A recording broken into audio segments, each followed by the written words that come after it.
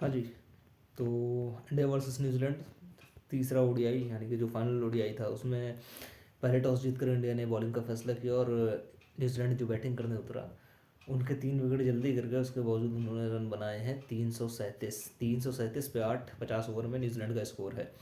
अब आप देखोगे 3 विकेट जो उनके थे वो 40-45 रन तक के गिर चुके थे। उसके बाद बैटिंग पे आते हैं Daryl Mitchell, second ranked ODI batter right now, और उसके बाद ग्लेन फिलिप्स। दोनों की पार्टनरशिप बहुत ही अच्छी चलती है। और उसके बाद से जो इंडिया बॉलिंग कर रही थी वो देख के लग रहा था कि हाँ यार, बॉलिंग ठीक तो हो रही थी, अभी 3 विकेट मिले हैं, ठीक हो रही है सारी चीज़ें। दोनों सेट होते हैं, सेट होने के बाद एक का 50 होती है, पहले डेरिल मिचेल की, फिर ग्लेन फिलिप्स की 50 होती है, फिर डेरिल मिचेल का शतक होता है, फिर ग्लेन फिलिप्स का शतक होता है, और उन लोगों ने जो मारना चालू कर दिया था। इनफैक्ट ग्लेन फिलिप्स तो अपने शतक से पहले ही ऐसी मतलब वो रंग में आ गए थे कि जो हर गेंद वो चौके छक्के के लिए देख लेते। और डेरिल मिचेल ने 15 चौके मारे हैं, आपको 3 छक्के मारे हैं।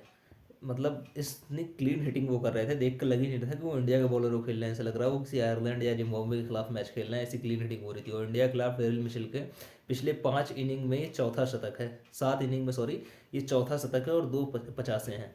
वो इस तरीके की फॉर्म में उनके अगर टॉप मतलब उनका मतलब पूरे क्रिकेट जर्नी का अगर आप ओडीआई में टॉप स्कोर देखोगे तो 4 तो इंडिया के खिलाफ आए हैं और इंडिया में आए हैं। तो ये उनके बैटिंग रिकॉर्ड इंडिया के खिलाफ है। मतलब ट्रेविस हेड के बाद कोई बंदा इंडिया के खिलाफ कितना कंसिस्टेंट है तो वो है डेरिल मिचेल। और जैसे ये दोनों बैटिंग कर रहे थे देख के लग रहा था मतलब न्यूजीलैंड कम से कम अगर बनाएगा वो 360 रन बनाएगा। पहले जब मैंने 3 विकेट देखे थे ना न्यूजीलैंड के, मुझे लगा था यार अब ये वाला मैच 250 के आसपास न्यूजीलैंड को आप रोक लोगे और आसानी से चेस कर दोगे। लेकिन जैसे न्यूजीलैंड ने बैटिंग करी, फिर एक समय पे लग रहा था 380 350 कम से कम न्यूजीलैंड बनाएगा इतना।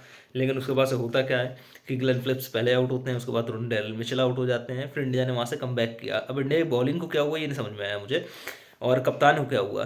क्योंकि अगर आप देखोगे तो 35 ओवर का गेम हो चुका था और कुलदीप यादव ने मात्र 3 ओवर डाले थे। हालांकि 3 ओवर में वो 6 की इकोनॉमी से रन खा चुके थे, लेकिन वो आपके स्पिनर में स्ट्राइक बॉलर हैं, उनके अलावा दूसरा कोई स्ट्राइक बॉलर स्पिनर में नहीं था आपके पास। और उस समय तक के नीतीश कुमार रेड्डी 5 ओवर फेंक चुके थे। मुझे ये लगा कि यार नीतीश कुमार रेड्डी, आप 3 सीमर वैसे भी खिला रहे हो, आपके पास अर्शदीप है, सिराज है, आपके पास हर्षित राणा है, उसके बावजूद आप मतलब नीतीश कुमार रेड्डी से आपने 5 ओवर करवा दिए हैं। और जडेजा ने अभी तक के बॉल करना चालू भी नहीं किया था। मतलब कप्तान ने क्या सोचा, आपने पहले न्यूजीलैंड के बैटर को आप मतलब फास्ट बॉलर दे करके सेट करवा दिया आपने। मतलब क्या सोचा आपने कि स्पिनर को आपको पहले से स्ट्राइक देना चाहिए था। मतलब कुलदीप यादव को तो मतलब अपने ओवर पूरे खत्म कर देने चाहिए थे मुझे लगता है, जब समय 40-45 ओवर की बारी आ रही थी, जब इतनी बड़ी पार्टनरशिप हुई है, 200 रनों की करीब पार्टनरशिप हुई है। और आपका जो मेन स्ट्राइक बॉलर है जो कुलदीप यादव, यानी कि स्पिन डिपार्टमेंट में जिसको इतना बैक करते हो, आपने उनसे बॉल ही नहीं करवाया हुआ था। 5 ओवर उन्होंने फेंक रखा था। उसके बाद से हालांकि उनको 1 विकेट भी मिला, उन्होंने एक कैच भी बड़ा शानदार पकड़ा। लेकिन अच्छा, कुलदीप यादव को मार भी पड़ी जब उन्होंने 3 ओवर में 18 रन दे दिए ना, तो कप्तान उनके ऊपर भरोसा नहीं दिखा पाया। लेकिन कप्तान को भरोसा दिखाना होता है, अपने बड़े प्लेयर को बैक करना होता है इसी तरीके से। आप नहीं बैक करोगे तो फिर कैसे क्या होगा। क्योंकि अब कुलदीप और ऐसी विकेट पे गेंद डालना कुलदीप यादव के लिए ज़्यादा जरूरी था। ऐसा नहीं हो सकता आप बचा के ले जाते, क्योंकि वो ऐसी विकेटों पे T20 वर्ल्ड कप में भी गेंदबाजी करेंगे। हालांकि यहाँ पे रिजल्ट भाई पहले आप इस मैच का देखोगे, लेकिन उसके बावजूद आप हाइंडसाइड में तो देख रहे हो ना, आपके लिए main goal T20 world cup है। तो उनसे गेंदबाजी में लगता है पहले करवानी चाहिए थी। और आपने अंडर बॉल किया दोनों अपने स्पिनरों को।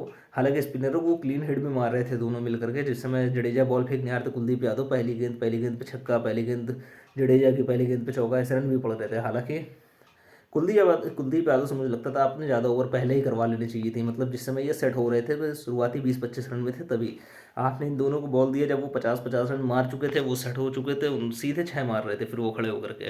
हालांकि जो भी हो, अब चेज़ मुझे लगता है यहाँ से ऑन है, इंडिया चेज़ के लिए जाएगा। और मतलब इतनी मुश्किल नहीं होनी चाहिए, क्योंकि बैटिंग विकेट है, फ्लैट विकेट है। आपको 3 विकेट अच्छी गेंदबाजी से पहले मिले थे, अच्छी फील्डिंग से मिले थे, और उसके बाद से अब रोहित शर्मा और विराट कोहली में से किसी एक का भी अगर शतक आ जाता है तो मुझे लगता है ये चीज़ बिल्कुल ऑन है। और रोहित शर्मा के रनों की बहुत ज़रूरत है इस समय इंडिया को, क्योंकि और रोहित शर्मा को खुद को भी, क्योंकि आप 3 इनिंग बिना किसी मतलब बड़ी नॉक के ऐसे नहीं छोड़ना चाहोगे, जब कि आपकी बस एक ही फॉर्मेट आप खेलते हो, बाकी फॉर्मेट आप खेलते ही नहीं हो। तो सारी